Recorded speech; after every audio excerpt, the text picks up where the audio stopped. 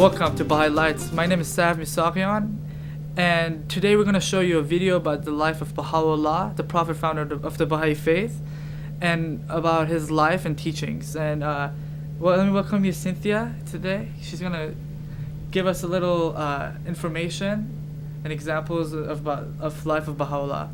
Hi, Cynthia. How are you? Sarv. Nice to see you. Good to see you. So, Cynthia, I was wondering, who is Bahá'u'lláh? Well, Baha'u'llah brought the concept of progressive revelation, and that is that there is a God, a divine maker of all creation, and this God never leaves children alone. And humanity throughout all time are the children of God. And so throughout time, God has sent his messengers to his children. And there's a long successive line of these manifestations of God. Baha'u'llah is the latest of these manifestations. So, Cynthia, could you please tell me more about what progressive revelation is? Well, the concept is that everything in creation has a cycle. And so just like you see the spring, turning into summer, and summer turning into autumn, and autumn turning into winter, and then starting over again, that when a messenger comes from God, that same cycle is replicated in the human world, in the human life. So a prophet will come and bring these teachings, and it will be like the early spring. And then throughout time, through the effulgence of this revelation that he has brought, you'll see the flourishing of civilization. And that civilization will bear high fruit. And then after a while, the light starts to die back as people add their own man-made institutions and ideas into the faith. And then that faith, just like everything else in creation, needs to be renewed. And so God sends a manifestation from time to time when humanity needs it the most. So in the darkness of winter, when the light has died, that's when another one comes.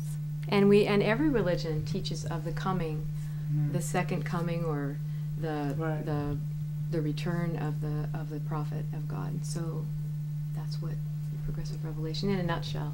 Okay. There's more, of course, but Yeah. Thanks, Cynthia, for joining us. you're welcome. Thank you. Yes.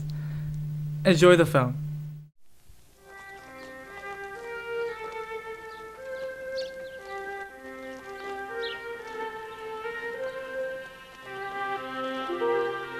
November 12th, millions of followers of Baha'u'lláh throughout the world celebrate the birth of the founder of their faith. They believe Baha'u'llah's prophetic vision of a united world at peace is attainable. A world not of hatred and competition, but of unity and diversity based on cooperation and justice. People and nations must learn to give up their religious, racial, and national prejudices and ardently seek peace through mutual respect, consultation, and persistent effort. In this program, we will have a glimpse of the life of Baha'u'lláh as a prisoner and exile in the places where he spent the last part of his life. Baha'u'lláh had already been in exile for 16 years. The rulers of the Persian and Ottoman empires were fearful of Baha'u'llah's teachings about a new world order. They exiled him first to Iraq, then to Turkey, and finally to the prison city of Akka. But their efforts to stop his influence failed. Baha'u'llah's family shared his exile and imprisonment. Among them was the unique figure of Abdul-Baha, Baha'u'llah's eldest son. After half a century of imprisonment, Abdul-Baha took Baha'u'llah's message to the West, traveling through Europe, the United States, and Canada. Our host during this visit to the Holy Land is Madame Ruhia Rabbani, the former Mary Maxwell, who was born and raised in Montreal. For many years, she has lived in the Holy Land and has played a leading role in the international growth and development of the Baha'i community. Madame Rabbani now takes us on a pilgrimage to those places associated with Baha'u'llah's life in the Holy Land. In 1868, Baha'u'lláh, the founder of the Baha'i faith, arrived at Akka in Palestine on the shores of the Mediterranean Sea. Akka was a heavily protected fortress city where Turkish troops were garrisoned. It was also the worst penal colony in the Turkish Empire. Bahá'u'lláh was a prisoner of the Sultan of Turkey. Across the bay of Akka lies Mount Carmel with Haifa at its foot. In those days, people walked or came on horseback from one town to the other along the beach, as there was no other road. In the port of Haifa, Bahá'u'lláh, his family, and some of his followers, about 70 men, women, and children, disembarked from a steamer which had brought them from Turkey and were then taken across the bay in a sailing boat to Akka. Already Bahá'u'lláh had suffered 16 years of imprisonment and exile, first in Persia, his native land, then in Iraq and Turkey. For the remaining 24 years of his life, he would be the prisoner of Akka. His sole crime was the extremely liberal, tolerant, and progressive message he taught. For this he was tortured, put in chains, condemned to death, imprisoned and exiled at the instigation of a fanatical Muslim clergy whose vengeance pursued him for 40 years. In the terrible heat of August, Bahá'u'lláh disembarked at this sea gate and entered what he described as the most desolate city in the world, with a detestable climate and foul water.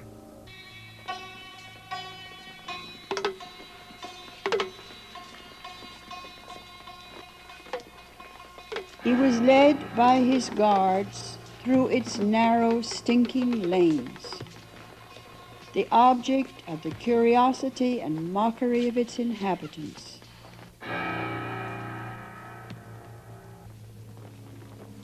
Finally, he arrived at the army barracks and entered this prison.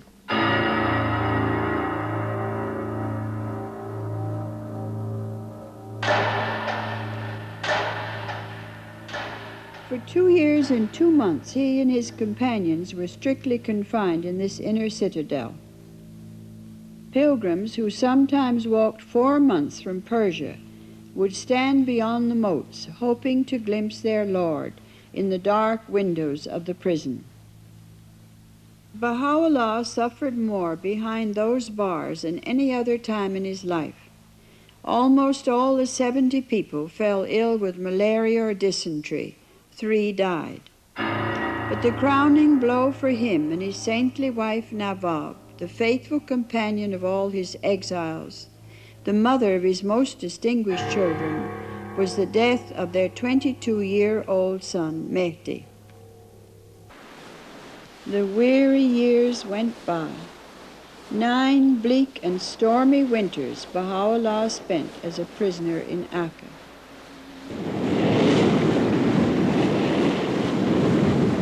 After the first 2 terrible years of confinement in the barracks, he and his followers were moved to other buildings.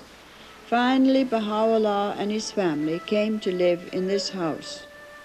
Gradually, the power of his personality and the beauty of his character won the admiration and friendship of the officials. Although this house is now visited as one building, originally it was 2 separate houses. Both are now known as the House of Aboud.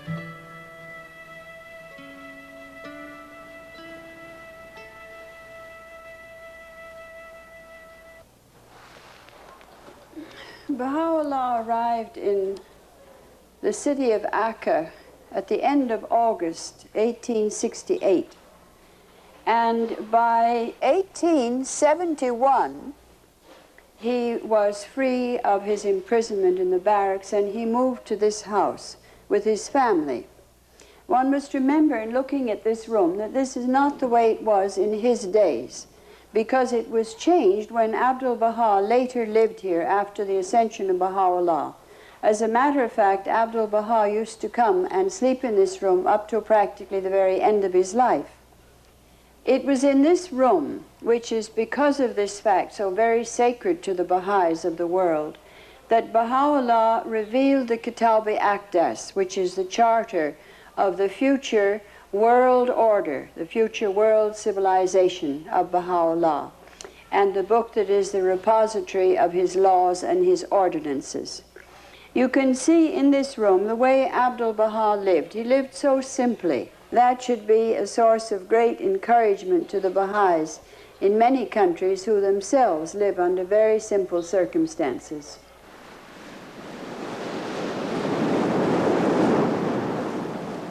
It was Abdul-Baha who ended the bitterest years of his father's captivity. Although the sentence of life imprisonment was never repealed, after almost 10 years, the gate of the prison city was opened to Baha'u'llah.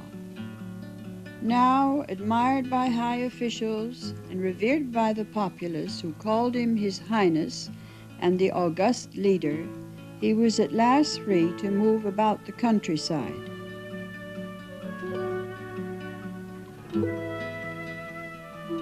Near Akka was a beautiful garden on an island in the river.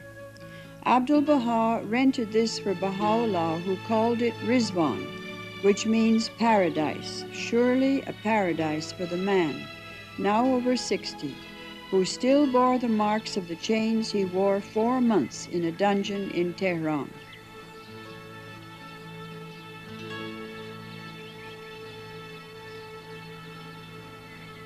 Under the shade of mulberry trees, surrounded by the river, this beautiful spot now became one of Baha'u'llah's favorite retreats. On these benches, carefully preserved as shown in this old photograph, he would sit, dictating letters to his secretary or receiving pilgrims and guests.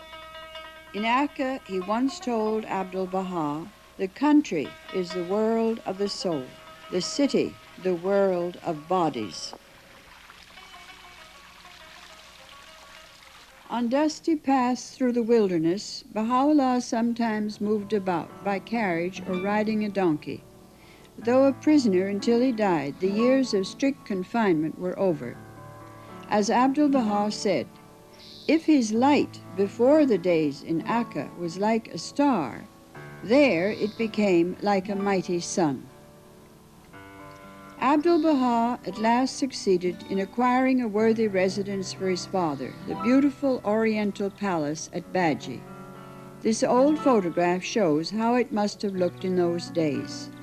At this stoop, Baha'u'llah used to mount his donkey. It has been carefully preserved by Shoghi Effendi. About 1880, Baha'u'llah came to live here in what he called his lofty mansion.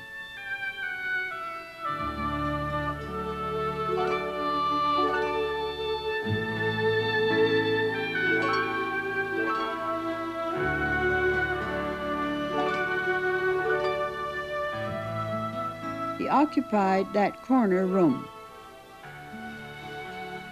His beloved son had brought him here, where he found a measure of peace during the last 12 years of his life, weary from over 30 years of perpetual persecution, imprisonment, and exile.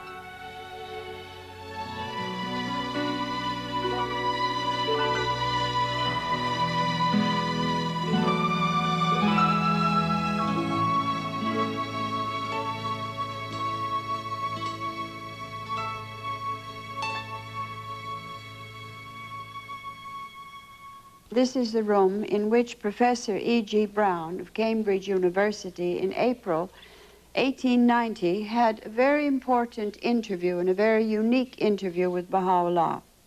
He describes him in this way. He says, "The face of him on whom I gazed, I can never forget, though I cannot describe it. Those piercing eyes seemed to read one's very soul. Power and authority sat on that ample brow. A mild, dignified voice bade me be seated. Praise be to God that thou hast attained.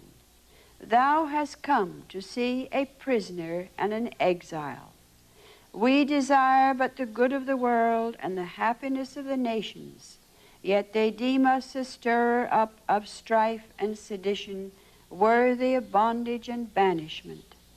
that all nations should be one in faith and all men as brothers, that the bonds of affection and unity between the sons of men should be strengthened, that diversity of religion should cease and differences of race be annulled. What harm is there in this? Yet so it shall be. These fruitless strifes, these ruinous wars shall pass away, and the most great peace shall come.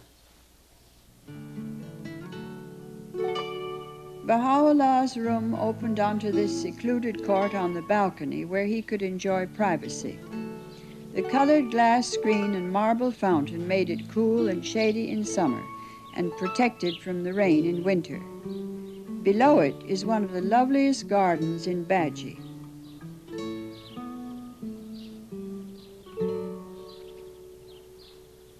It was in this room that Baha'u'llah passed away on May the 29th, 1892. And before he died, he called his family and his followers together, and he said, I am well pleased with you all. The gentleness, the loving kindness of Baha'u'llah, his patience, are indescribable. Not only his teachings are so marvelous and will change the whole life of men on this planet, but his love and his tenderness are unbelievable. And I think you feel him closer in this room than in any other place in the Holy Land. It's as if you could, well, almost touch the hem of his robe and almost see him and hear his voice when you come into this very precious room.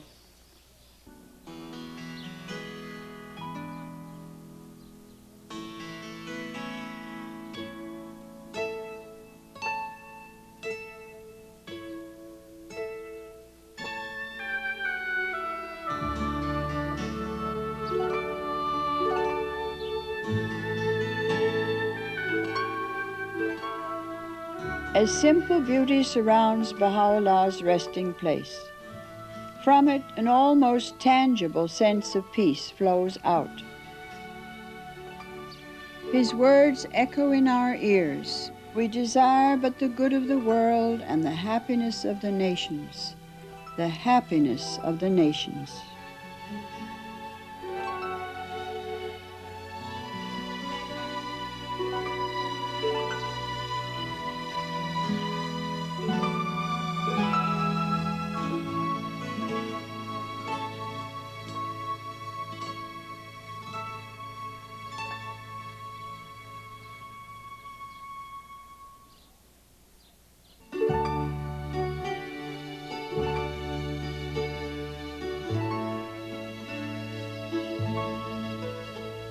Baha'u'llah's life of exile had come to a close here at Bahai.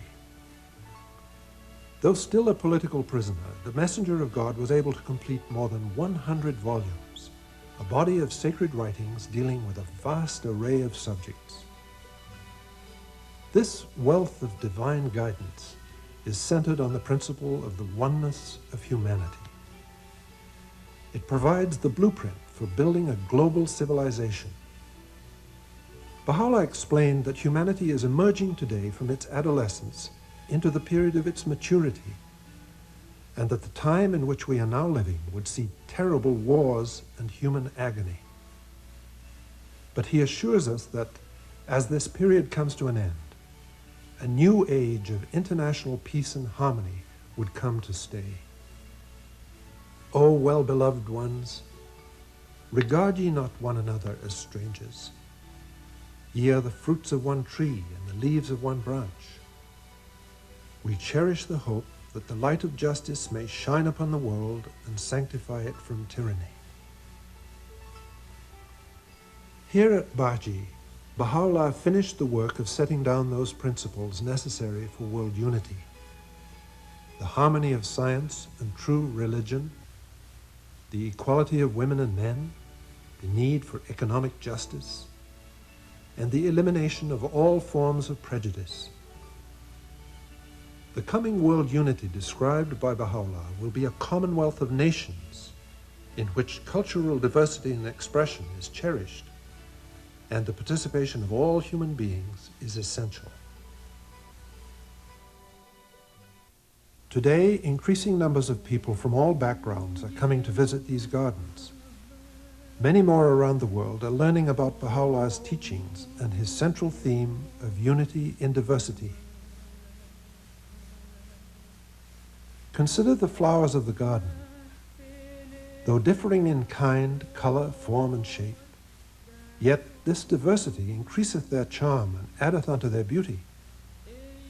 In like manner, when diverse shades of thought, temperament, and character are brought together, the beauty and glory of human perfection will be revealed and made manifest.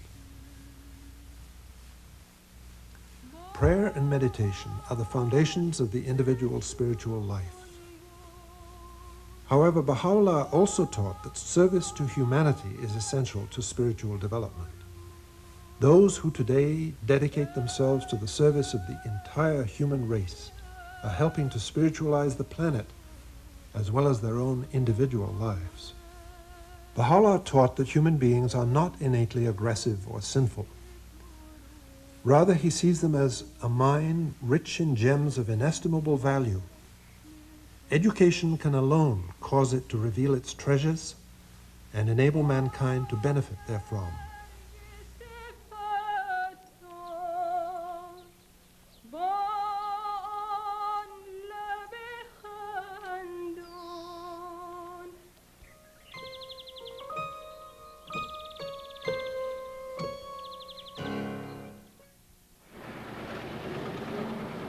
From the days when Baha'u'llah and Abdul-Baha arrived in Akka in a sailing boat as prisoners, to these days when the shrine on Mount Carmel is visited by tens of thousands of tourists each year from all over the world, is indeed a miraculous change in the fortunes of a persecuted faith.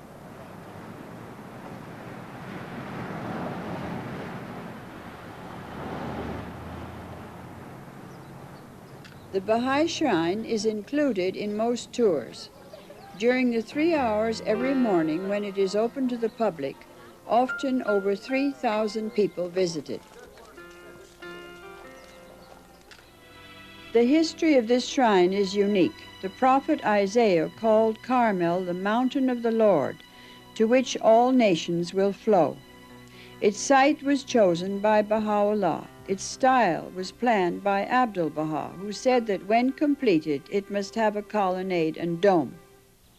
In the upper garden behind the shrine, there still stands the circle of cypress trees, which mark the spot where Baha'u'llah once sat, and instructed Abdul-Baha to purchase this land and build the Bab's tomb here.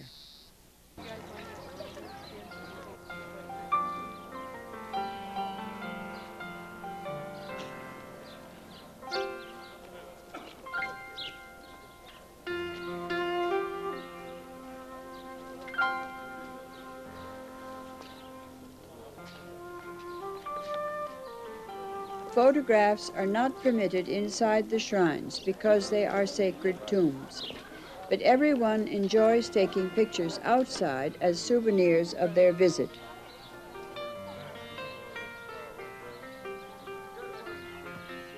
Before Baha'u'llah died, many people came from the east to meet him. In Abdul-Baha's days, many more came from east and west. In Shoghi Effendi's days, the numbers greatly increased. Now thousands of pilgrims pour in from every country, every background, every race. They gather here in what was the Oriental Baha'i Pilgrim House.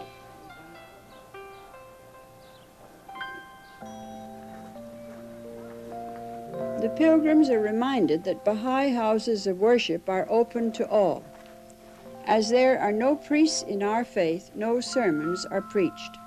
Instead, words from the sacred scriptures of all revealed religions are read. Mount Carmel, the home of Elijah, the mountain of God of Isaiah, has seen the flowering of the majestic spiritual and administrative center of the Baha'i international community. The democratically elected international executive of the Baha'i community works here in the seat of the Universal House of Justice. Like the thousands of elected Baha'i councils around the world, it functions on the basis of mutual deliberation and consultation. The foundation of the New World Order envisaged by Baha'u'llah rests on this principle of consultation, without domination by any group or individual. Baha'is are painfully aware of the conflict and runaway materialism which afflict our world. But they understand these modern-day problems to be like the painful birth of a new era in human history. Just as a child grows and matures from infancy to childhood and undergoes the difficult changes of adolescence, so too humanity is now moving from adolescence to its adulthood. Competition and strife, which typically mark adolescence, will give way to cooperation and harmony, to an age of greater justice and wisdom. The guidance which streamed from Baha'u'llah's pen for 40 years provides us with the necessary principles for creating unity in the human family. Baha'u'llah urged the members of the human family to take counsel together, to do that which profiteth all of humanity, to associate with all people in a spirit of friendliness and fellowship, and to act in a manner which brings about unity. He said, "The well-being of mankind, its peace and security, are unattainable unless and until its unity is firmly established."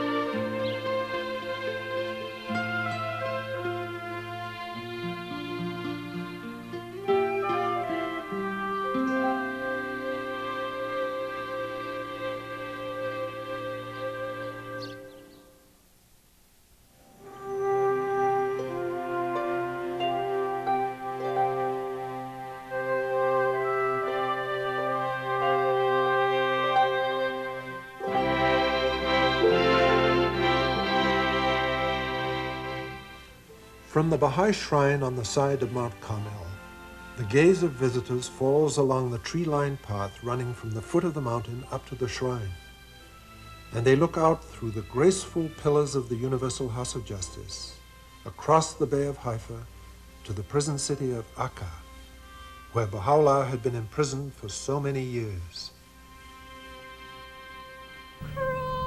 Thanks for joining us, and we hope to see you again next time on Baha'i Lights.